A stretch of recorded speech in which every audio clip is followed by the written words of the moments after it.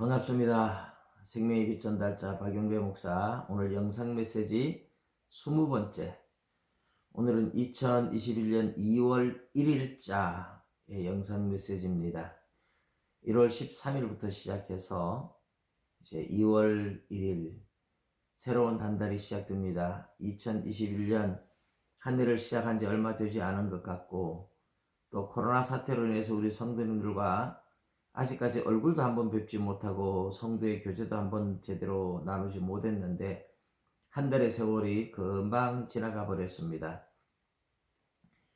그래서 우리 성도님들과 서로 얼굴 잘 못 보고 해도 영상 메시지 통해서 교제를 나누고, 또 보시면서 댓글을 달 수 있는 분들은 댓글을 달고, 그러면서 함께 이렇게 SNS를 통해서라도 교제를 나눌 수 있기를 바랍니다.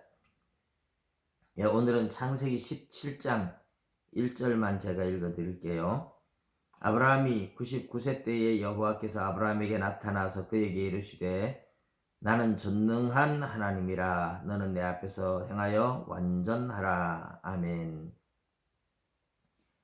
아브라함이 99세 때에 하나님이 나타나셨어요. 우리 창세기를 제가 이제 15장하고 17장으로 건너뛰었는데 16장에서는 아브라함이 86세에 이스마엘을 낳는 장면이 나옵니다. 그리고 이스마엘이 이제 길들여지지 않는 들나귀 같은 사람이 될 것이라고 그렇게 예언을 하시고, 이스마엘을 낳아서 그때부터 하나님께서 13년의 세월 동안 침묵을 하세요. 우리 서양에서는 보면 13일의 금요일, 이것을 저주의 숫자로 생각을 하죠. 이 13일의 금요일을 하는 것은 하나님께서 아브라함에게 13년 동안 침묵하신 이런 것들이 이제 연유가 되어 있다 볼 수 있고, 금요일은 우리 예수님이 십자가에 못 박히시며 고난받은 날이기 때문에 그렇게 이제 서양에서 생겨난 일종의 미신 같은 이야기이죠. 하나님께서는 어쨌든 13년 동안 아브라함에게 침묵을 하셨다가 99세 때에 나타나서 첫 마디가 나는 전능한 하나님이다. 엘샤다이, 이런 말이에요. 엘샤다이, 전능한 하나님이다. 이 전능한 하나님이니까 내가 못할 일이 있겠느냐, 그런 의도이죠. 내가 못할 일이 뭐가 있겠느냐. 너는 내 앞에서 행하여 완전하라. 하나님께서 내 앞에서 행하여 완전하라, 이렇게 말씀을 하시는데요. 여기 내 앞에서 하는 말은 이제 얼굴을 의미해요. 파님 하는 말인데, 파님, 얼굴, 하나님의 얼굴 앞에서, 그런 말이에요. 내 앞에서 하는 말은 앞이라는 단어가 아니고 얼굴이라는 단어에 내 얼굴 앞에서, 이런 의미가 되겠죠. 그리고 행하여, 할라크는 이제 뭐 가다 오다 행하다 이런 의미인데, 그 다음에 완전하라 하는 말이 탐임 하는 말이에요. 탐임. 얼굴은 파님이고 이제 완전하다는 말은 탐임인데, 파님, 탐임, 여러분 구분이 잘 안 가죠? 파님, 파님.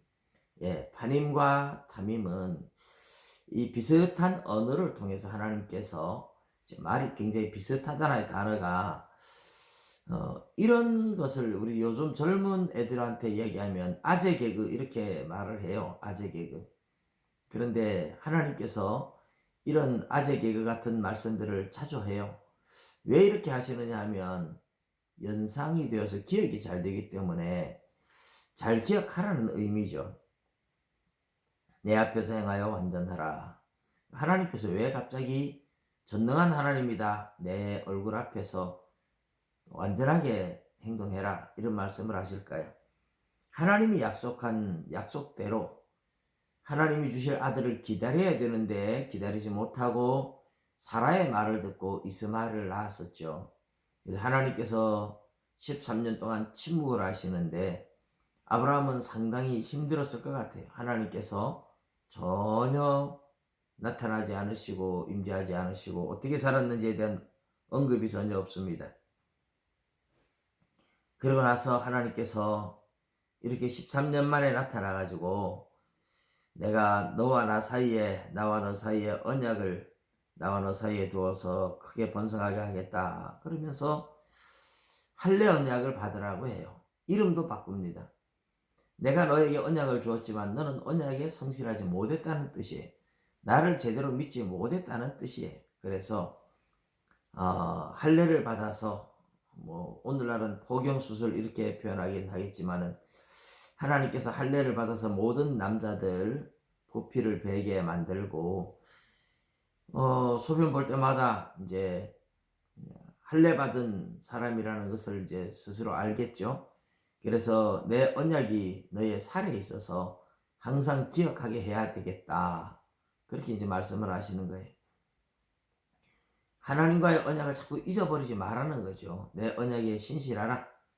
그리고 이제 하나님께서 아브라함의 이름을 아브라함이라고 여태까지 불렀는데 아브라함으로 바꿔주죠. 아브라함. 그리고 사레도 사라 이렇게 바꿔줍니다. 원래요, 이런 이름을 바꾸는 것은 새로운 나라에 갔을 때 새로운 왕의 통치 밑에서 새로운 백성이 될 때 이름을 바꾸는 경우들이 많아요. 천주교는 보면 지금 이제 세례를 받으면 세례명 이름을 주잖아요. 우리도 세례명을 참 주면 좋겠다 이런 생각이 들긴 해요. 각자 세례명으로 생각하고 새로운 이름을 하나씩 부여를 할까 이런 생각도 해봅니다. 원하시면 제가 하나씩 해드릴게요.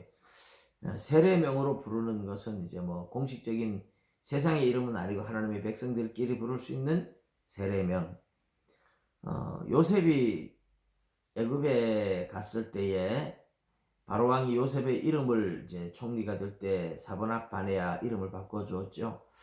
그리고 바벨론에 갔던 다니엘과 세 친구도 원래는 다니엘, 아사랴, 하나냐, 미사엘인데 바벨론이 이제 왕이 다니엘은 벨드사살 이렇게 이름 붙여주고 다른 친구들은 사드락, 메삭, 아벤느고 이렇게 이름을 바꿔주는 것은 너희들은 새로운 백성이다. 바벨론의 백성이다. 이렇게 새로운 왕의 통치를 받는다는 의미예요. 하나님께서 아브라함에게 너는 이제부터는 내 백성답게 살아라 하면서 하나님의 백성이라는 것을 확인시켜주기 위해서 더 확실하게 하기 위해서 이름을 바꿔주셨고 몸에 할례를 통해서 언약의 표시를 가지게 만들었습니다. 사실 아브라함에게 이런 모든 것을 주시는 것은 하나님을 믿고 따라오라는 거예요. 뭐 이런 할례를 행하게 하고 뭐 이름을 바꿔주고 이것이 뭐 다른 데 의미가 있는 게 아닙니다. 하나님의 약속을 신실하게 믿고 따라오라는 거죠. 하나님의 말씀을 굳게 믿고 따라오라는 겁니다. 하나님은 전능하신 하나님이기 때문에 못하시는 것이 없다는 거죠. 많은 사람들이 자꾸만 하나님을 신뢰하지 못해서 세상 길로 가고 말씀 따르지 못하고 인간적으로 또 생각하고 할 때마다 우리 하나님께서 많이 마음이 아프실 겁니다. 우리는 모두 수없이 넘어지는 사람들입니다. 그러나 하나님은 이런 것을 통해서 하나님의 약속을 신실하게 믿고 따라오라 그런 의미로 언약을 또 해주셨습니다. 원래 창세기 12장에서 언약 주셨잖아요. 그리고 15장에서 언약식을 행했고 그런데 다시 언약을 또 표시를 주는 건 뭡니까? 하나님이 언약을 주셨는데 사람이 자꾸 믿지 못할 때마다 언약을 다시 기억시키기 위해서 해주는 거예요. 이것이 언약 갱신이다. 언약 갱신 다시 새롭게 한다 이런 말이에요. 다시 갱자 새신자 해서 언약을 다시 새롭게 기억하도록 해준다. 이것은 이제 구약 시대의 언약 갱신 방식이고요. 오늘 우리 신약 시대에 우리도 자꾸만 하나님의 말씀을 잊어버리고 약속을 잊어버리고 하기 때문에 하나님께서 하나님과 동행하는 거룩한 삶을 원해서 우리에게 예배를 요구하셨어요. 예배. 하늘나라에서는 뭐 하나님을 늘 찬양하면서 하나님과 함께 거주하겠지만 이 땅에서 우리 육신의 눈으로 하나님이 보이지 않고 믿음으로 살아야 되는데 자꾸만 잊어버리고 하니까 하나님은 예배를 통해서 매일매일 예배를 통해서 특별히 주일마다 예배를 통해서 하나님의 약속들을 다시 생각하고 다시 기억하게 만들어 주시는 겁니다. 그래서 하나님의 약속의 말씀을 잊지 말고 신실하게 그 말씀을 붙잡고 따라오라 하는 의미로 언약 갱신의 효과를 나타내는 것이 오늘 우리 시대의 예배입니다. 저와 여러분은 끊임없이 말씀과 기도로 하나님의 약속의 말씀 붙잡고 하나님을 믿고 따라갈 수 있는 우리가 되기를 주님의 이름으로 부탁드립니다. 감사합니다.